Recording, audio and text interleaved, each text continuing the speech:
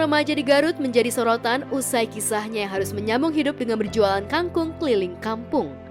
Satu ikat kangkung yang dijualnya, ia hanya untung Rp500. Perjuangan remaja yang diketahui bernama Asep ini pun menjadi viral di media sosial. Dalam video singkat yang direkam warganet yang dibagikan oleh akun TikTok @salingberbagi81 belum lama ini. Oh Tuhan, aku bukanlah ahli surga.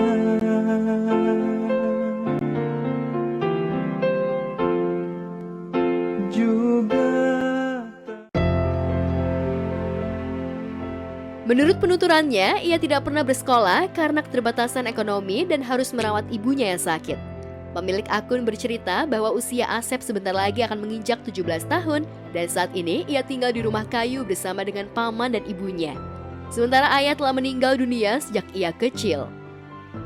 Salut buat anak-anak kecil yang walaupun terpaksa dia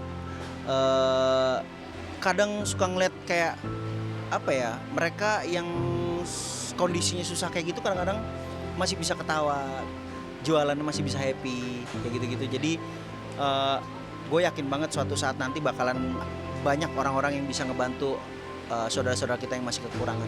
Ya mudah-mudahan dengan the power of sosmed itu kita bisa saling membantu.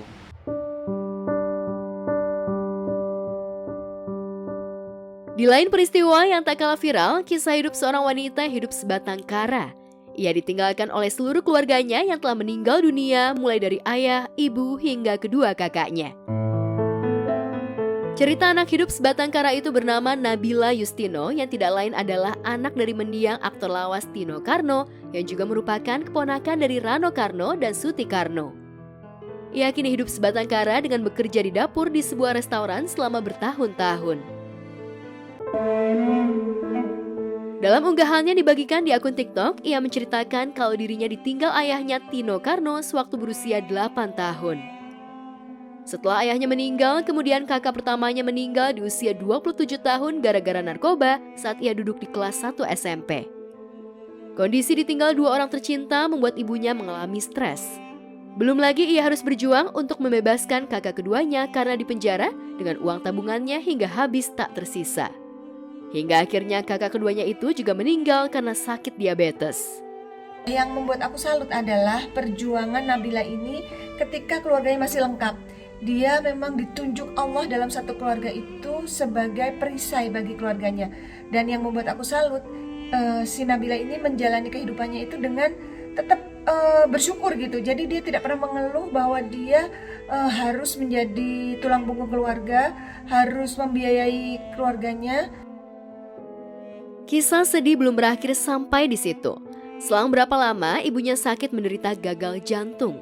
Ia pun harus banting tulang untuk membiayai pengobatan ibunya dan biaya hidupnya. Hingga akhirnya maut menjemput ibunya di tahun 2023 lalu. Kisah pahit getir kehidupan yang dibagikan Nabila ke berbagai media sosial itu menjadi viral. Dia memilih untuk tetap bersyukur bahwa masih banyak keluarga dia yang peduli, termasuk omnya sendiri yaitu aktor Rano Karno yang selalu support dia. Aku salut, pokoknya Nabila tetap semangat. Insya Allah kamu akan mendapatkan kebahagiaan nanti, aku percaya itu. Dan jika kamu memudahkan urusan orang lain, maka Allah akan memudahkan semua urusanmu. Saat ini kamu menjalani kehidupan dengan penuh rasa syukur, walaupun mungkin bagi sebagian orang kamu dalam kondisi yang sangat memprihatinkan, tapi kamu tetap menjalaninya dengan senyum. Itu yang buat aku salut. Pengen peluk Nabila.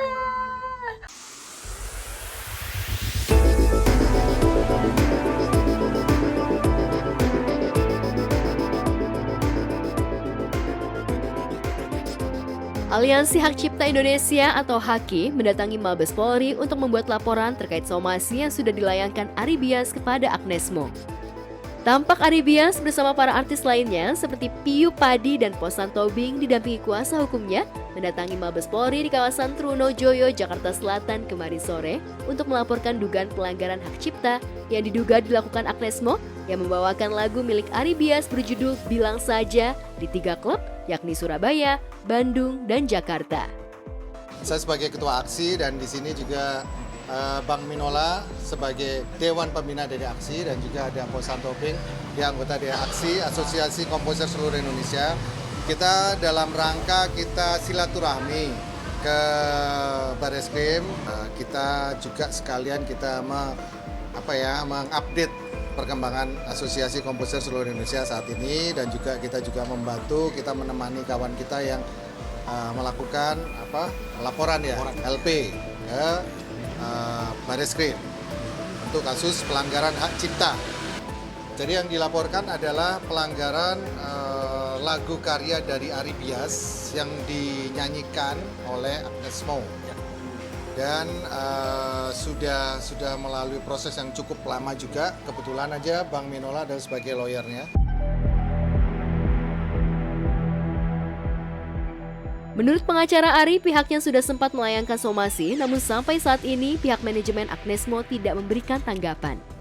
Sehingga dianggap tidak ada etikat baik dari pihak manajemen Agnes Mo. Merasa somasinya tidak diindahkan, Ari Bias dan kuasa hukumnya akhirnya membuat laporan ke Bareskrim. Ini merupakan tindak lanjut dari preskon kita pada beberapa waktu yang lalu atas pelanggaran hak cipta yang dilakukan oleh Agnes Mo yang melakukan konser dan membawakan lagu Ari Bias Bilang Saja di 3 klub tuh, di Surabaya, Bandung, dan Jakarta. Kita sudah layangkan somasi, tapi yang bersangkutan belum memenuhi undangan kami juga, belum memberikan tanggapan juga, dan oleh karena kami anggap tetap tidak memiliki etikat baik, hari ini di sela-sela kunjungan kami untuk bersilaturahmi dengan Pak Karobin Ops, ya, kami juga menyempatkan diri untuk membuat laporan. Ya, yang dilaporkan adalah Agnes Mo karena telah menggunakan lagu yang diciptakan oleh Ari Bias Bilang Saja dalam live konser tanpa memiliki izin, ya, tanpa meminta izin kepada Ari Bias sebagai penciptanya, dan kita juga tahu juga tidak meminta izin atau lisensi kepada lembaga resmi LMKN. Ari mengungkapkan akibat pelanggaran hak cipta yang diduga dilakukan Agnes Mo, pihaknya dirugikan secara material. Untuk itu ia menuntut royalti sebesar 500 juta untuk satu konser. Sehingga jika ditotalkan menjadi 1,5 miliar dengan ancaman penjara 3 tahun untuk Agnes Mo. Terkait perdamaian, sampai saat ini pihak Ari belum terpikirkan karena belum ada komunikasi dengan pihak manajemen Agnes Mo. Belum ada komunikasi apapun dari sejak disomasi sampai sekarang, nggak ada komunikasi apapun. Itulah yang membuat Ari berpikir bahwa Agnes tidak ada etikat baik, ya, atau belum menunjukkan etikat baik, maka upaya hukum dilanjutkan dengan membuat laporan pada hari ini. Kan sudah dilakukan upaya, kemarin kan Ari juga sudah ngomong, dia menghubungi Steve, ya, kakaknya si Agnes yang juga adalah manajernya, tapi kan memang belum ada respon. Kerugiannya itu yang kami sampaikan dalam proses laporan tadi itu adalah satu konser itu mencapai lebih kurang ya 500 juta. Jadi ada 3 konser berarti ada 1,5 miliar. Ini sama dengan isi somasi kami. Sebenarnya kalau dia waktu itu setuju dengan direct license, sebenarnya 5 juta aja per lagu. Nah, tapi kan karena ini udah bukan izin direct license lagi, tapi ini udah berupa pelanggaran. Sudah saya beritahukan juga bahwa saya sudah melakukan direct license, tapi tidak seperti yang saya bilang kemarin juga tidak ada respon yang positif. Tidak kooperatif lah. Ya sebenarnya permasalahan ini sebenarnya udah lama sekali terjadi ya. Maksudnya banyak sekali terjadi pelanggaran-pelanggaran dalam artian banyak sekali pelaku musik, pelaku pertunjukan itu mereka masih melanggar karya cipta itu. Jadi mereka banyak yang tidak mendapatkan izin tapi tetap membawakan lagu tersebut. Mereka tidak membayar royalti, mereka tetap membayarkan lagu tersebut. Itu yang terjadi. Hal yang patut kita sesalin kalau begini terus ya para pencipta lagu tidak akan pernah sejahtera itu sampai kapanpun. Kalau mengenai masalah kedekatan itu, kalau kedekatan tidak menghilangkan hak-hak moral dan hak ekonomi dari Ari dong.